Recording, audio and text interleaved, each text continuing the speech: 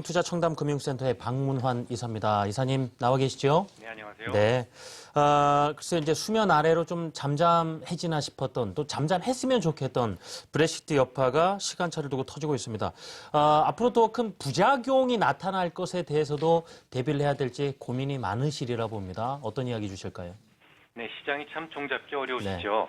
네. 이 브렉시트와 관련해서 1차적인 부작용이 이미 드러나기 시작을 했습니다. 가장 먼저 부각된 것은 당연히 영국 부동산 시장이었죠. 네. 영국의 정치가에서는 대처상 이후로 스필오버 효과, 즉 부자가 돈을 쓰면 그 효과가 중산층 이하에도 콩고물을 떨어뜨려서 전체 경제에 긍정적 영향을 주게 된다는 이론에 대한 믿음을 가지고 있었습니다. 그러다 보니까 영국의 정치인들은 보수당이든 진보든 절대를 미끼로 세계적인 부자들을 끌어모으기 시작을 했고요. 결국 영국 인구 대비 슈퍼리치가 가장 많은 나라로 만들어버렸죠. 문제는 이 과정에서 이민자들이 시내 중심지의 부동산을 엄청 매수를 했는데요. 브렉시트 이후에 이민자들의 거주를 보장할 수 있는지 여부가 도마 위에 오르기 시작하면서 투자자들이 돈을 회수하기 시작한 겁니다. 물론 제 생각으로는 이 급격한 부의 유출을 차단하기 위해서라도 이민자들의 거주 제한을 함부로 결정하지는 못할 것이다라고 생각을 합니다만 이 시장의 걱정까지 막을 방법은 없었을 겁니다. 브렉시트가 딱 시작된 이후 영국의 부동산 펀드는 대략 30% 정도 가격 하락을 보였는데요. 이 급기야 몇 개 부동산 펀드에서는 유동성 부족을 이유로 환매를 중단하는 사태까지 벌어지고야 말았습니다. 이 두 번째 부작용은 시스템 위기에 노출도가 높은 은행줄에 대한 문제인데요. 영국은 독일처럼 제조업이 발달하지도 않았습니다. 프랑스처럼 관광산업이 발달하지도 않았죠.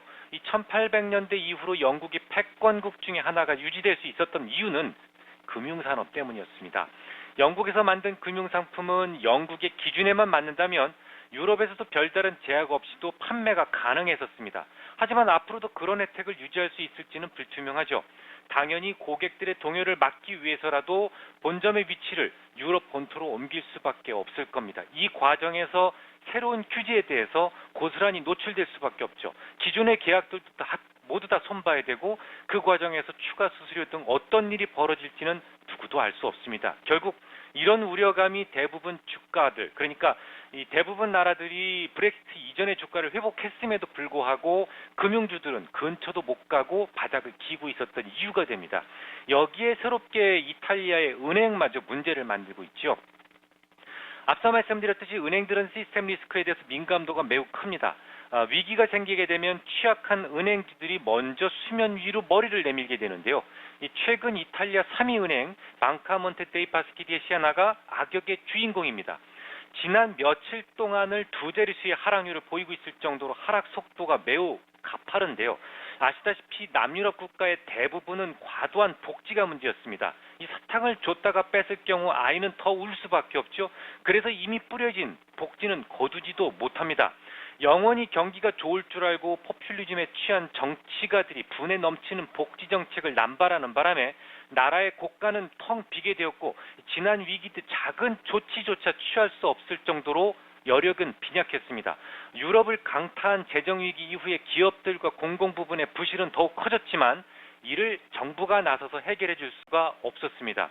현재 공식적인 이탈리아 은행권의 부실 채권 비중은 무려 17%나 됩니다. 아예 회수가 불가능한 채권이 5분의 1에 달한다라는 말인데요. 사실 비공식적인 부실 자산 비율은 그보다 훨씬 더 많습니다. 공적 자금을 쏟아 부어서 은행을 구할 수 없으니 은행 부실은 늘 덮어둘 수밖에 없었던 것이고 지금처럼 위기가 찾아오면 다시 수면 위로 드러날 수밖에 없는 구조였던 것이죠. 비단 방카몬테뿐이 아닙니다. 이탈리아 전체 은행이 모두 비슷한 상황에 놓여 있습니다. 현재 회수가 불가능한 채권은 모두 3,600억 유로 규모로 전체 이탈리아 GDP 규모의 4분의 1 수준이죠. 은행에서는 액면 가치 대비 55% 정도 수준으로 임시적으로 밸류에이션을 하고 있습니다만 사실상 20% 정도의 실질 가치만 남아있다라고 보는 견해가 지배적입니다. 이 확실한 치료는 고사하고 빨간 약이라도 발라주기 위해서는 최소 400억 유로는 당장 투입이 돼야만 하는데요. 얼마 전 그렉시트 때 72억 유로를 투입했던 것 기억나시죠? 그것과 비교하신다면 그때와는 비교할 수 없을 정도로 큰 규모라는 것을 알 수 있습니다. 문제는 말이죠. 이게 당초에 해결될 수 있는 방법이 지금 보이지 않는다는 겁니다. 앞서 말씀을 드렸듯이 국가의 안위보다는 자신의 인기에만 급급했다는 이 저급한 정치인들이 과도한 복지를 남발하는 바람에 남유럽의 정부들은 하나같이 돈이 한 푼도 없습니다. 그야말로 알거지들입니다. 그렇다고 또 잘 사는 북유럽 동네에 기대기에는 시기적으로 너무 좋지 않습니다. 영국이 유로존에서 왜 짐을 싸겠다고 했던가요? 그 이유 중에 하나가 과도한 이민자 정책과 더불어서 남유럽의 그 과도한 복지 남발로 인해서 이 파산을 함께 책임져야 된다라는 점도 함께 부각이 됐었거든요.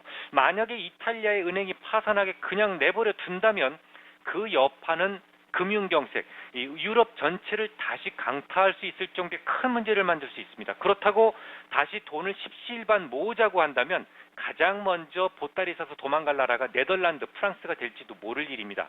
그보다는 먼저 헝가리와 체코도 1순위 이탈자 리스트에 속해 있겠네요. 정치적 리스크이기 때문에 공은 어디로 튈지 예측이 전혀 불가능합니다. 그래서 오늘 새벽 뉴욕 연방은행 총재 윌리엄 더들리는 브렉시트의 영향에 대해서 알 수가 없기 때문에 금리 정책도 지금 당장 뭐라 말할 수 없다라고 분명하게 말을 했던 것이죠. 사실 저도 모르겠습니다. 시장이 어디로 튈지 말이죠. 이번에도 해결의 키는 물론 독일이 쥐고 있을 것이고 메르켈보다는 쇼이블레의 입에 저는 더욱 주목하고 있습니다만 독일도 도이체방크의 부실 문제 때문에 누구를 돕자는 말을 꺼낼 수 있을지는 미지수입니다. 지난 6월 30일 방송에서 주가는 브렉시트 이전 수준까지 근접했지만 아직 해결된 것은 아무것도 없으니 기존의 전략을 유지한다고 했던 이유가 됩니다. 전략은 오늘도 동일합니다. 레버리지 절반, 현금 절반에 하루 한두 종목 이내로 매우 강한 종목만 5% 이내로 조금씩 담는 전략이 유지됩니다. 물론 매수가를 시가종가 모두 훼손하면 즉시 매도해야 된다는 것도 함께 기억해 주십시오. 전략에는 변화가 없고 지금 돌아온 상황에 대해서 의견을 좀 주셨습니다. 자, 이사님, 요즘 강연에 있다고 하는데 간단하게 좀 말씀 들어볼 수 있을까요? 내일, 요번 주 토요일 날 그 코엑스에서, 서울 코엑스에서 강연회가 있습니다. 네. 예, 알겠습니다. 하반기 어떤 증시에 대한 이런 말씀들 많이 주시겠군요. 네, 그렇습니다. 네, 알겠습니다. 자, 지금까지 하나금융투자 청담금융센터에 박문환 이사였습니다. 수고하셨습니다.